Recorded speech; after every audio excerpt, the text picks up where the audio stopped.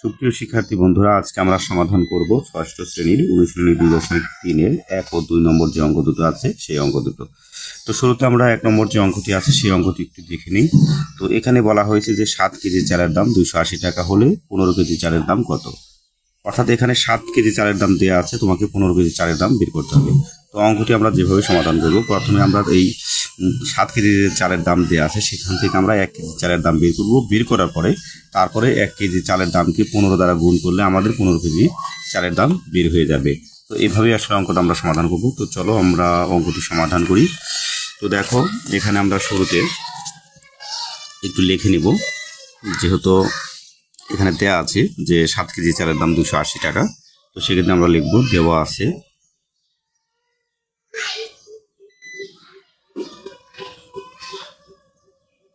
এটা তোমরা দেখে দেখে লিখবে যে 7 কেজি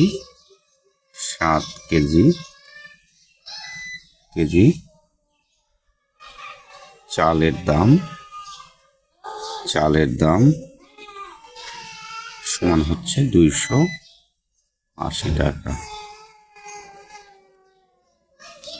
সুতরাং আমরা এখন বের করব যে 1 কেজি চালের দাম কত। সুতরাং 1 কেজি চালের দাম সমান, দেখো 7 কেজি চালের দাম কিন্তু 280 টাকা। তো 1 কেজি চালের দাম অবশ্যই কি হবে, কম হবে। তো কম হলে আমাদের কি করতে হবে, ভাগ করতে হবে। তো আমরা 280-কে 7 দ্বারা ভাগ করলাম, এত টাকা।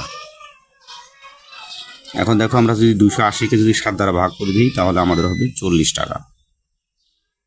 তো তোমরা প্রথমে 280 উঠাবে, ক্যালকুলেটারে উঠানোর পরে 280-কে 7 দিয়ে ভাগ করবে। তো ভাগ করলে আমাদের হবে 40 টাকা। সুতরাং এখন আমাদের বের করতে বলছে কত কেজি চালের দাম। তো সুতরাং আমরা একটু এখানে দিই। সুতরাং আমাদের বলছে যে 15 কেজি চালের দাম কত, যে 15 কেজি চালের দাম কত। তো সুতরাং 15 কেজি চালের দাম, 15 কেজি চালের দাম। তো 1 কেজি চালের দাম যেহেতু কম, সেক্ষেত্রে 15 কেজি চালের দাম অবশ্যই বেশি হবে। তো বেশি হলে আমাদের কি করতে হবে, গুণ করতে হবে। তো সেক্ষেত্রে আমরা 40 গুণন কত, 15 টাকা। তো এখন আমরা যদি এই 40 এবং 15-কে ক্যালকুলেটারে গুণ করি তাহলে আমাদের আসবে 600 টাকা। 600 টাকা। তাহলে আমরা এখন উত্তর লিখতে পারি যে উত্তর 15 কেজি চালের দাম, 15 কেজি চালের দাম 600 টাকা। তো দেখো, আমরা কি করলাম, প্রথমে যে 7 কেজি চালের যে দাম দেওয়া আছে 280 টাকা, তো সেটা দেওয়া আছে দিয়ে লিখলাম যে 7 কেজি চালের দাম সমান 280 টাকা। তারপর এই 7 কেজি চালের দাম থেকে আমরা কি করলাম, 1 কেজি চালের দাম বের করলাম, যে সুতরাং 1 কেজি চালের দাম। তো 7 কেজি চালের দাম যেহেতু 280 টাকা, তাহলে 1 কেজি চালের দাম অবশ্যই কম হবে। তাহলে কম হলে কি করতে হবে, আমরা জানি যে ভাগ করতে হয়। তো সেহেতু 280-কে আমরা 7 দ্বারা ভাগ করলাম। তো ভাগ করলে আমাদের হয়েছে কত, 40। 40 হওয়ার পরে 1 কেজি চালের দাম কত টাকা, 40 টাকা। তাহলে সুতরাং 15 কেজি চালের দাম কত হবে, 1 কেজি চালের দাম যেহেতু আমাদের 40 টাকা, সেহেতু 15 কেজি চালের দাম হবে বেশি হলে কি করতে হবে, গুণ করতে হবে। তো আমরা 40 গুণন কত, 15, তারপরে টাকা। তো 40 এবং 15 যদি আমরা গুণ করি তাহলে আমাদের হবে 600 টাকা। তাহলে আমাদের উত্তর হবে 15 কেজি চালের দাম 600 টাকা। তো এই হচ্ছে আমাদের 1 নম্বর প্রশ্নের সমাধান। তো আমরা এখন পরবর্তী যে 2 নম্বর যে অঙ্কটি আছে, তো 2 নম্বর অঙ্কটি সমাধান করব। তো চলো 2 নম্বর অঙ্কটি একটু দেখে নিই। তো দেখো, 2 নম্বর প্রশ্নে এখানে বলা আছে যে একটি ছাত্রাবাসে 50 জনের 15 দিনের খাদ্য মজুদ আছে। ওই পরিমাণ খাদ্যে 25 জনের কতদিন চলবে। তো দেখো, 50 জনের চলে হচ্ছে 15 দিন, তাহলে 25 জনের কিন্তু বেশি চলবে। তো সেটাই আসলে বলা হয়েছে যে কতদিন আসলে চলবে। তো অঙ্কটি আমরা চলো সমাধান করি।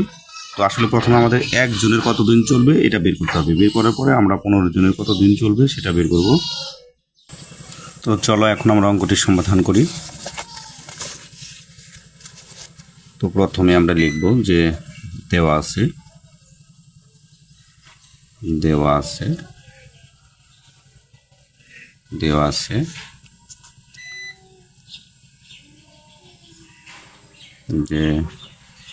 50 জনের চলে হচ্ছে কতদিন, 15 দিন। 15 দিন। তো দেখো, এখানে কিন্তু বলা আছে যে 50 জনের চলে হচ্ছে 15 দিন, 15 দিনের খাদ্য মজুদ আছে। অর্থাৎ 50 জন ছাত্র যদি সে ওই পরিমাণ খাদ্য খায় তো সেক্ষেত্রে তাদের চলবে কতদিন 15 দিন। তো সেক্ষেত্রে আমরা লিখবো একজনের, তো একজনের অবশ্যই বেশি চলবে, তো সেক্ষেত্রে বেশি হলে আমাদের কী করতে হবে, গুণ করতে হবে 15 এতদিন। তো সুতরাং প্রশ্নে বলছে যে 25 জনের কতদিন চলবে, তো সেক্ষেত্রে 25 জনের কিন্তু আবার কম চলবে, কম হলে কি করতে হবে, ভাগ করতে হবে। তো সেক্ষেত্রে 50 গুণ হচ্ছে 15 ভাগ হচ্ছে 25 এতদিন। তো দেখো এখন যদি আমরা কাটাকাটি করি, 25 একবার, আর এখানে 50কে 25 দ্বারা ভাগ করলে 2, আর 2 দিয়ে 15 গুণ করলে আমাদের হবে 30 দিন, অর্থাৎ 30 দিন চলবে উত্তর। তাহলে উত্তর হবে 30 দিন। বলছে কত দিন চলবে, উত্তর লিখবো আমরা 30 দিন চলবে, দিন চলবে।